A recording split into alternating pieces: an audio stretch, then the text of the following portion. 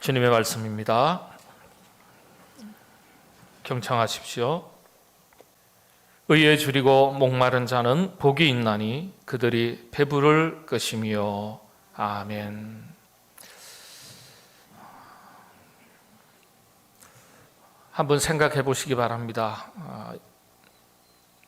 여러분들에게 질문을 드리겠습니다. 자부를 두셨다면, 며느리를 두셨다면 시어머니에게 여쭤보겠습니다. 여러분의 자부와 며느리와 관계가 어떠십니까? 며느리 입장에 계시다면 여러분들에게 여쭤보겠습니다. 여러분의 시어머니와의 관계가 어떠십니까?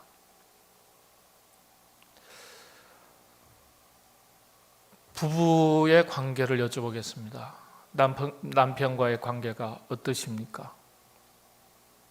아내와의 관계가 어떠십니까? 부모 자식과의 관계도 있지 않겠습니까? 여러분의 자녀와 부모된 여러분의 관계가 어떠십니까? 자녀로서 여러분의 부모님과의 관계가 어떠십니까? 좋은 관계이십니까? 불편한 관계십니까? 한번 생각해 보시죠. 그렇게 생각하시면서 오늘 말씀 함께 나누시고 우리를 향하신 하나님의 뜻이 어떤 것인지 살필 수 있기를 바랍니다. 우리 주님께서는 오늘 팔복을 말씀하시면서 의에 줄이고 목마른 자가 복이 있다 이렇게 말씀하셨습니다. 우리가 이 말씀에 주의 깊게 읽어볼 필요가 있습니다. 주님은 의로운 자가 복이 있다 이렇게 말씀하시지 않으시고 의에 줄이고 목마른 자가 복이 있다 이렇게 말씀하셨습니다. 목마름은 그런 것 아니겠습니까? 간절히 바라는 것, 갈망이죠. 의로운 자가 복이 있다 이렇게 말씀하셨다면 우리 중에 누구도 해당되는 분 안 계실 겁니다. 그런데 의에 줄이고 목마른 자가 복이 있다 하셨으니까 복 있는 자로 살아갈 수 있는 가능성이 우리 안에 있습니다. 의인은 복이 있나니, 그러면 의인은 없나니 하나도 없도다 하셨기 때문에 우리는 평생을 살아도 복 없는 인생으로 살게 됩니다. 그런데 의에 줄이고 목마른 자 복이 있다 하셨으니까 우리는 복 있는 자로 살아갈 가능성이 우리 안에 있는 것입니다. 오늘 네 번째, 의에 줄이고 목마른 자, 어떤 의미를 가진 것일까 살펴보겠습니다. 성경에서 말하는 의라는 말은요, 세 가지 의미가 있습니다. 첫 번째는 하나님의 구원과 하나님의 뜻을 나타낼 때 의라고 표현합니다. 그래서 성경을 읽으실 때 의라는 단어를 구원이라는 단어로 바꾸면 거의 80-90%는 문맥이 맞아떨어집니다. 하나님의 구원과 우리를 향하신 하나님의 뜻, 이게 의라는 단어로 표현됩니다. 두 번째는 윤리 도덕적 개념으로서의 의를 말합니다. 공의와 정의, 사람들이 일반적으로 이해하고 있는 개념이죠. 불의한 것, 의로운 것, 옳은 것, 그런 것, 이런 것을 비교하는 개념으로서의 의의 개념입니다. 가장 일반적인 기준이고 의미죠. 자, 그리고 세 번째 의라는 단어, 관계적인 개념으로서의 의입니다. 의, 관계적인 단어입니다. 관계적인 단어.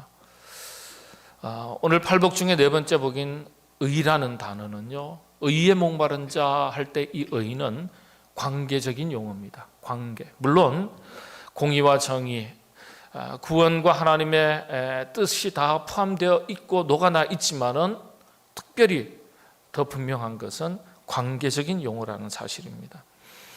헬라어 원문에 보면은 이 의에 목마른 자, 이 의라는 단어를 디카이오수네 이렇게 이런 단어를 사용하고 있습니다. 그런데 놀랍게도 디카이오수네라는 단어가 관계 용어입니다. 관계를 나타낼 때 사용하는 단어입니다. 특별히 하나님과의 바른 관계, 그리고 사람과 사람과의 바른 관계를 지칭할 때 사용하는 단어입니다. 그래서 영어 성경의 대부분은 이 의라는 단어, 우리가 일반적으로 알고 있는 정의, 공의, righteousness, 아니면 justice 이런 단어를 사용해서 번역하지 않았습니다. 근데 놀랍게도 대부분의 영어 성경은 이 단어를 원문에 충실해서 relationship, tie, bond 이렇게 다 번역을 했습니다. relationship이라는 게 뭡니까? 관계를 말합니다. tie, 넥타이, 묶다는 거예요. 두 사람 관계를 잘 묶어내는 거예요. bond, bond란 말은 잘 붙어 있다, 연결되다 이런 뜻이죠. 관계적인 단어입니다. 중국 한문 성경을 보면 이해가 더 쉬워집니다. 의라는 단어, 양머리 양자, 양양자죠. 그리고 나아자가 만나서 양 아래 나라는 단어가 나아자가 딱 위치하고 있습니다. 성경에서 양은 언제나 예수님을 상징합니다. 예수님 아래에 내가 있다는 거예요. 영적인 내면 질서를 말합니다. 예수님의 영향력 아래에 내가 살아가는 것이죠. 이게 의라는 거예요. 그래서 팔복에서 말하는 의의 개념은 주님과 나와의 바른 관계, 내면 세계의 영적인 질서를 잘 표현하고 있는 단어입니다. 이 관계가, 하나님과 나와의 바른 관계가 사람과 사람과의 바른 관계로 이어집니다. 하나님과의 바른 관계, 이런 맥락에서 보면은 이제 이 말씀의 의미가 더 분명한 것을 알 수 있습니다. 하나님과 우리 자신, 내가 바른 관계를 잘 맺고 살아가야 되는데 우리가 그렇지 않습니까? 자녀로서, 제자로서, 종으로서, 주인 되시는, 아버지 되시는, 스승 되시는 우리 주님과 여호와 하나님과 좋은 관계, 바른 관계를 잘 맺고 살아가야 하는데 하나님 앞에서 바른 관계를 잘 맺고 살아가지 못하는 것을 스스로 안타까워하면서 마치 굶주린 사람이 우리가 음식을 찾듯이, 간절하게 찾듯이, 목마른 사람이 간절하게 물을 찾듯이 내가 왜 이럴까? 내가 왜 신앙생활을 하면서도 신앙생활의 영적인 질서가 분명하지 못할까? 내가 성도라고 말하면서, 하나님의 백성이라고 말하면서, 하나님의 자녀요, 제자라고 말하면서, 일꾼이라고 말하면서, 그럼에도 불구하고 왜 나는 말씀대로 살아가지 못하고, 왜 나는 하나님의 신실한 약속의 말씀 앞에 순종하지 못하고 이렇게 살아갈까? 스스로 자기 자신의 내면 세계의 영적인 질서, 하나님과의 바른 관계를 돌아보면서 가슴을 치면서, 하나님, 저는 하나님과의 바른 관계, 신앙생활의 바른 질서를 잘 갖추고 살아가고 싶습니다. 스스로 그렇게 살아가지 못하는 자기 자신에 대해서 안타까워하면서, 가슴을 치면서, 애통해하면서 바른 관계를 추구하고 사모하고 구하면서 살아가는 그 사람이 복이 있다는 것입니다. 그래서 하나님과의 바른 관계입니다. 성경이 가르쳐 주는 바 의에 줄이고 목마른 자의 첫 번째 기준입니다. 이 기준을 넘어서서 그 다음 사람과 사람과의 바른 관계가 시작이 되고 연결이 됩니다. 사람과 사람 사이에서도 올바른 관계, 좋은 관계를 맺고 사는 것이 사람의, 특별히 우리 그리스도인들의 마땅한 도리고 신앙의 기초입니다. 성경에서 의롭다고 말하는 것에 대해서 가장 그 의미를 정확하게 가르쳐주고 있는 한 이야기가 있습니다. 바로 누가복음서 15장의 탕자 아들의 이야기입니다. 15장 11절의 말씀에 보면 어떤 한 사람에게 두 아들이 있었답니다. 자, 그런데 큰형은 아버지의 말씀을 잘 듣고 순종해서 가산늘에 얼마나 성실한지, 그래서 스스로 의롭다고 생각했던 아들이 있었습니다. 그 아들이 큰 아들이었습니다. 우리가 이 큰 아들을 보면서 사실은 우리 자신의 이야기가 될 수 있습니다. 이 정도 신앙생활하면 됐지. 내가 열심히 하는 것 아닐까? 내가 시간을 들이고 에너지를 사용하고 물질을 들이고 이렇게 신앙생활을 열심히 하는 거다. 이것이 무슨 문제일까? 이 정도 신앙생활하면 잘하는 것 아닐까? 그런데 이 큰 아들이 바로 그런 생각을 했다는 거예요. 스스로 의롭다고 생각했다는 거예요. 반면에 둘째 아들은 어떤 아들입니까? 아버지의 자산을 물려받아가지고 살아생전에 이 아버지의 유산을 상속해달라고 말하는 것은 그 당시에 유대인의 이스라엘 백성들의 생활 관습에 있어서는 아주 불효자입니다. 그런데 재산을 먼저 물려받아서 사용하는데 허랑방탕이라고 그랬습니다.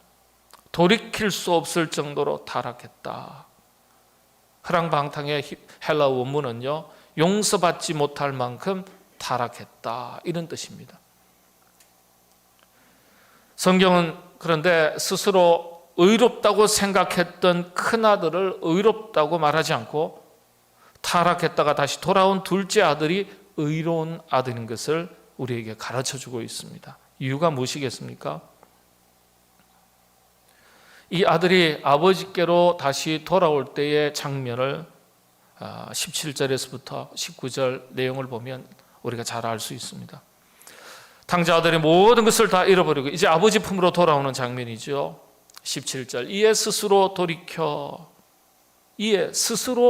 돌이켜 무엇인가 내 안에 잘못되었구나, 내가 잘못 살았구나 깨닫자마자 그 즉시 이에, 이런 뜻입니다. 스스로 돌이켜. 누가 충고하고 누가 책망해서 돌이킨 것이 아니라 스스로 깨달았다는데 참 의미가 있습니다. 우리가 스스로 깨닫지 못해요. 한 대 맞으면 그때서야 내가 잘못했구나. 그래도 한 대 맞아도 못 깨달아요. 2대, 3대 비 오는 날 먼지 나도록 맞아야 그때서야 어떻게 해요? 아이고 내가 잘못했구나 깨닫는 사람도 있습니다. 스스로 돌이켰다. 참 깊이가 있는 말씀입니다.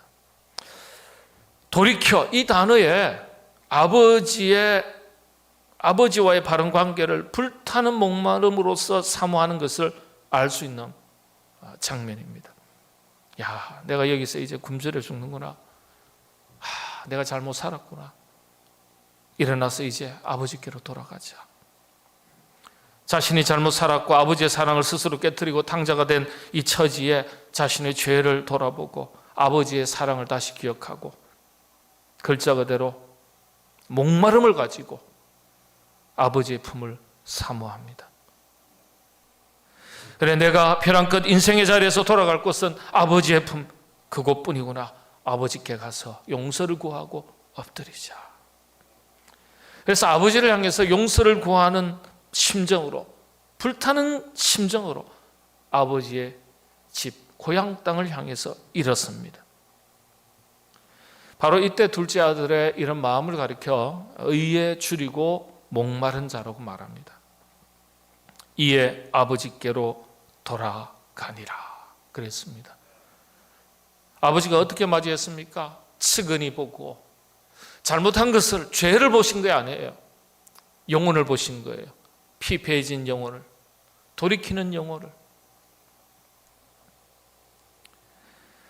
그리고 이렇게 이야기합니다. 이 내 아들이 죽었다가 다시 살아났으면 내가 잃었다가 다시 얻었노라 하니 그들이 즐거워하더라. 그들이 즐거워했다. 아버지도 즐거워하고 그 아들도 기뻐했다는 뜻입니다. 부자 간의 관계가 완전히 새롭게 회복되는 거예요. 잃었던 아들을 되찾았도다. 부자 간이 얼마나 행복해졌던지, 일컬어서 의에 굶주리고 목말랐다가 얼마나 배부르게 되었는지. 탕자 아들만 굶주리고 목마른 게 아니었어요. 아버지도 아들에 대해서 목말랐던 거예요. 살찐 송아지를 끌어다가 잡으라. 우리가 먹고 즐기자. 좋은 옷을 입히고 손에 가락지를 끼우고 발에 신을 신겨라. 얼마나 배부르게 되는지. 이것이 배부름의 의미입니다. 관계 회복에서 오는 영적 세계, 정신 세계의 행복을 말합니다. 그렇습니다. 우리 인간의 불행이 어디로부터 시작이 되는 겁니까? 이 탕자들은 아버지와의 관계가 깨어진 데서 인생의 불행이 찾아온 거예요. 우리가 그리스도인으로서 하나님의 자녀로서 여호와 하나님 아버지와의 관계가 끊어지는 데서부터 불행이 시작되었습니다. 특별히 하나님과의 바른 관계에 대해서 성경이 우리에게 가르쳐주는 바 깊이 새겨야 될 교훈이 몇 가지 있습니다. 4가지를 살펴보도록 하겠습니다. 첫 번째, 하나님과의 바른 관계가 깨어지면 우리의 영혼의 세계 가운데 그리고 현실의 삶 속에 두려움이 찾아온다는 사실을 기억하셔야 합니다. 두려움이 찾아옵니다. 근원적인 두려움이에요. 그래서 관계가 깨어지면 첫 번째 닥쳐오는 것이 두려움이에요. 성경은요, 신구약 성경 전체를 통해서 인간의 근본적인 두려움이, 고통이 어디에서부터 시작되는지를 자세하게 반복적으로 보여주는 경전입니다. 아담과 하와가 그랬고, 모세가 그랬고, 야곱도 그랬고, 요나도 그랬습니다. 베드로도 그랬고요, 가룟 유다도 그랬습니다. 성경 속 인간의 역사 순간순간마다 하나님과의 관계가 깨어지는 그 현장에서 인간이 가장 먼저 경험하게 되는 것이 두려움이었어요. 이게 인간의 불행이었습니다. 여러분, 사람과의 관계도 그렇지 않습니까? 서두에 말씀드렸습니다마는 고부간에 어떠십니까? 형제간에 어떠십니까? 부부간에 어떠십니까? 부모 자식 간의 관계가 어떠십니까? 여러분, 행복한 가정은 행복한 부부 관계, 행복한 가족 관계를 기초로 합니다. 가화만사성이라. 집이 평안하고 화평해야 모든 일을 이룰 수 있는 거예요. 집안이 화목해야 만사를 이룰 수 있는 것입니다. 여러분, 모든 필요가 다 채워지고 모든 것을 다 갖추었다고 해도 관계가 깨어지고 화목하지 못하면 불행한 가정이고 불행한 인생입니다. 사람과의 관계도 그렇습니다. 성도와의 관계도 그렇습니다. 바른 관계가 깨어지면 불편해지기 시작합니다. 피하고 싶습니다. 고개를 돌리고 싶습니다. 숨고 싶습니다. 떠나고 싶습니다. 마침내 담을 쌓고 살아가는 겁니다. 여러분, 불행이 따로 없어요. 불행이 따로 없어요. 관계가 깨어지고 관계가 뒤틀리면 불행입니다. 저 여러분, 우리 모두 관계에 성공하시게 되기를 바랍니다. 하나님과의 관계가 깨어지면 우리 마음에, 우리 인생에 두려워할 일들이요 자꾸만 찾아옵니다. 자꾸만. 깨어진 관계 속에서 인간을 향한 하나님의 첫 번째 질문이 어떤 것입니까? 아담아, 아담아, 네가 어디에 있느냐? 네가 어디에 있느냐? 하나님께서는요, 지금도 우리가 하나님 앞에서 어디에 있는지, 서 있는지 묻고 계시는 거예요. 아무개야, 네가 지금 어디에 서 있느냐?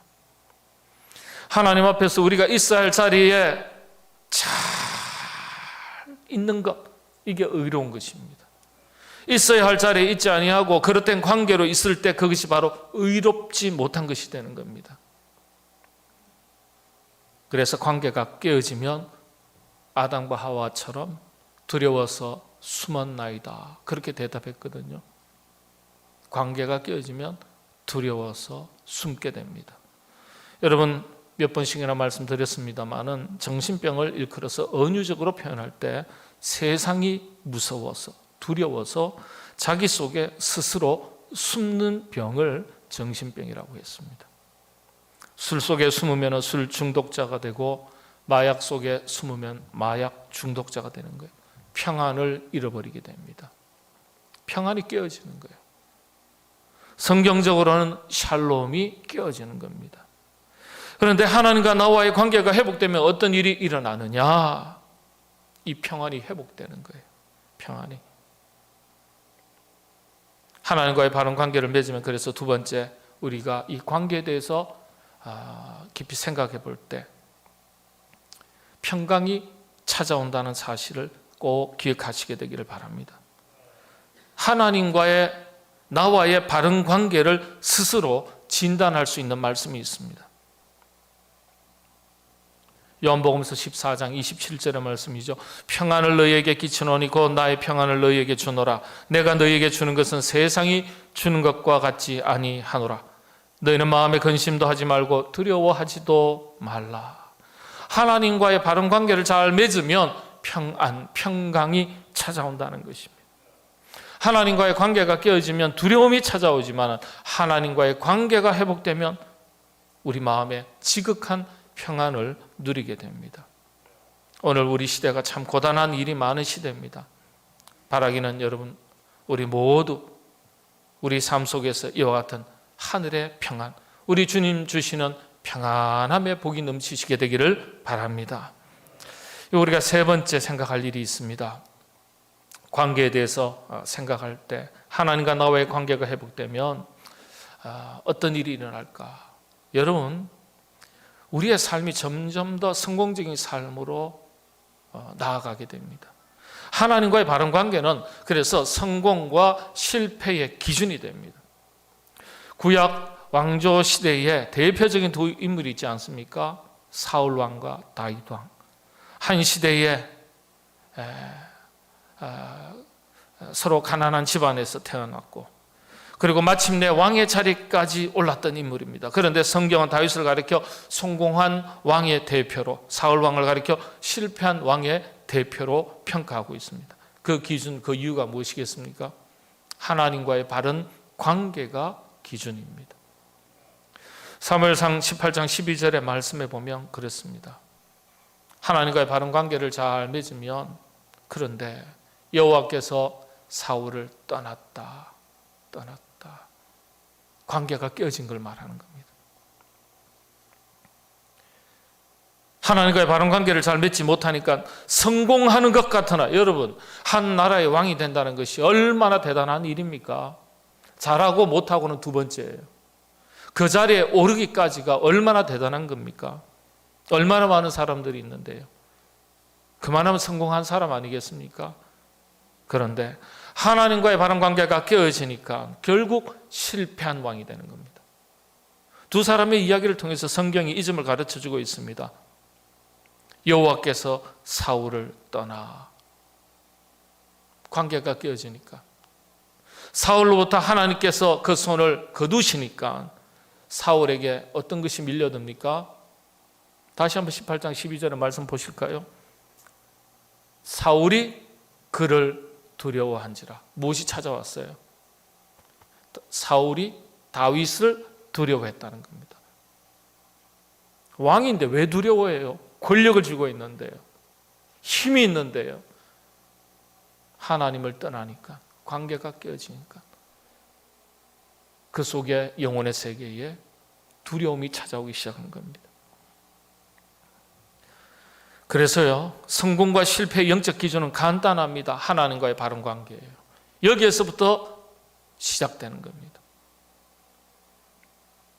자기 인생에, 여러분, 우리 인생의 가장 큰 성공이 어떤 것입니까?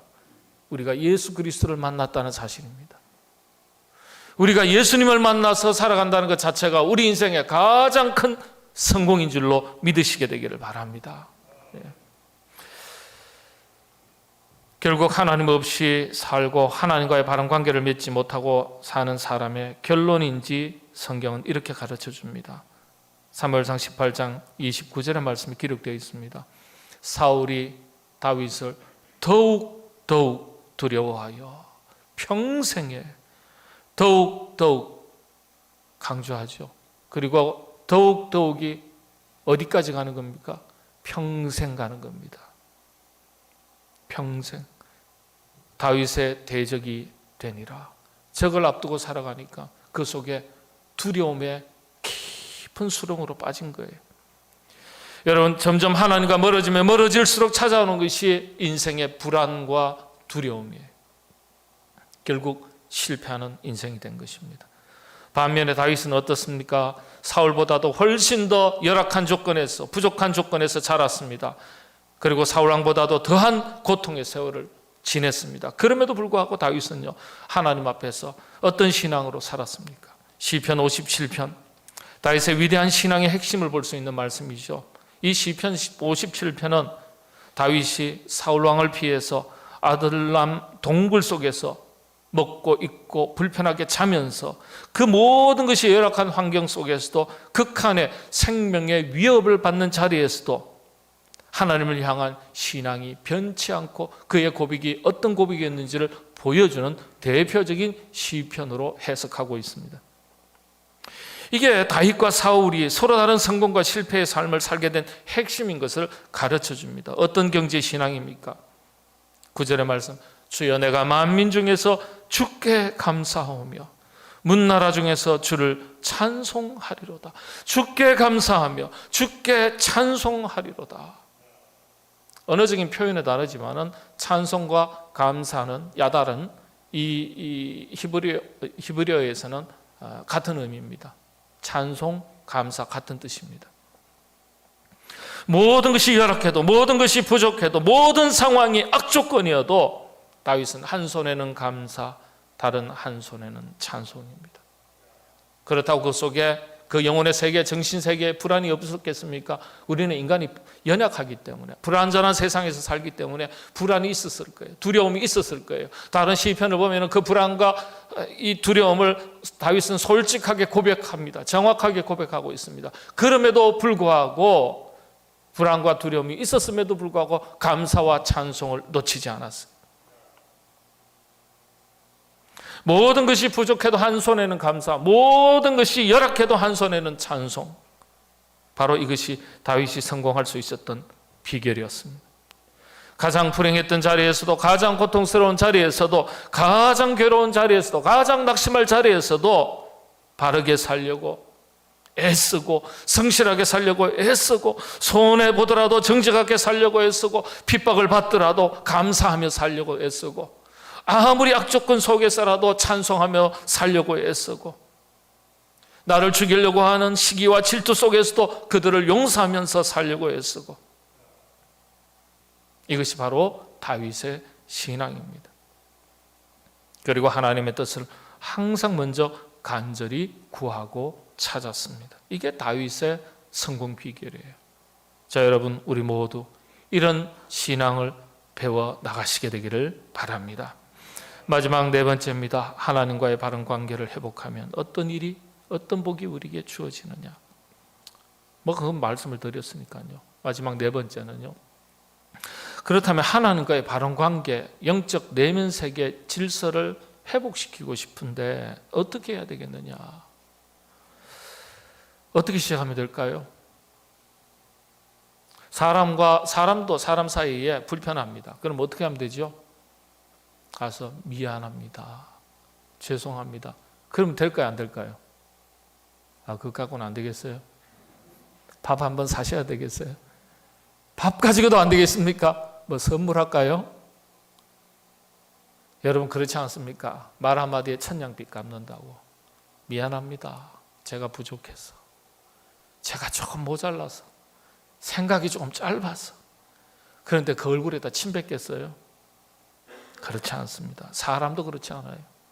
하나님과 우리와의 관계도 그렇습니다.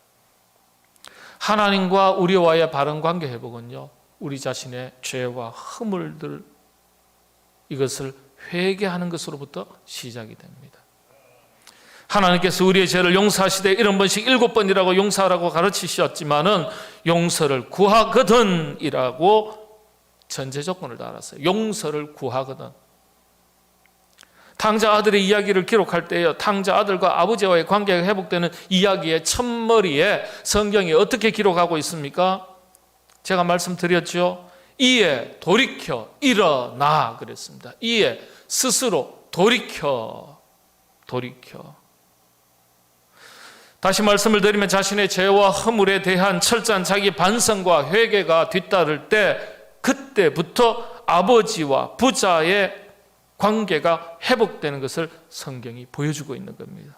죄와 허물들에 대한 자기 반성, 회개 없이, 자기 반성 없이 하나님과의 관계 회복이 어렵다는 거예요. 사람에 대해서는 겸손과 용서, 그리고 자기 희생, 섬김이 관계 회복을 이룹니다.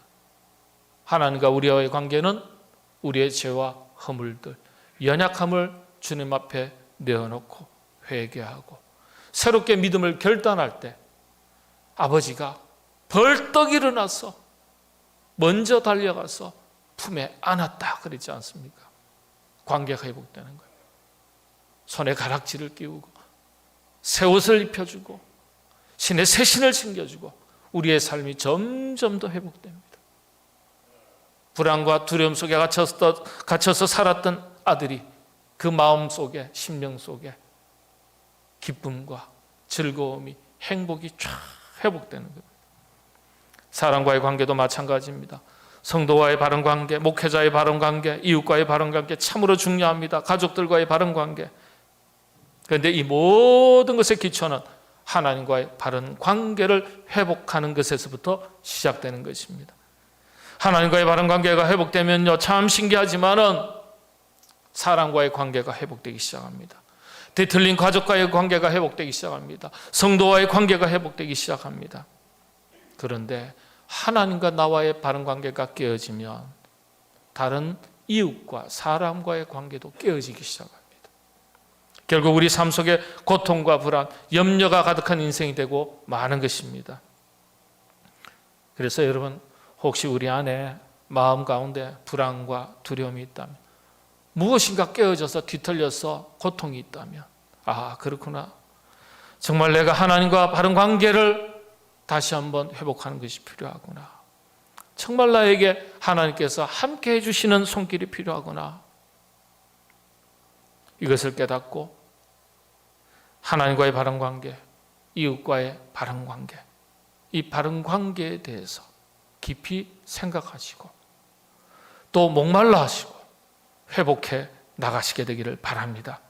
그 자리에 삶의 모든 불안과 두려움이 물러가고 하나님께서 주시는 배부름의 복, 의에 줄이고 목마른 자 복이 있나니 그들이 배부를 것이며, 채워주심의 복, 평안을 누려서 마침내 행복한 삶을 살아가도록 인도해 주십니다. 이와 같은 복들이 여러분들에게 넘치시게 되기를 바랍니다.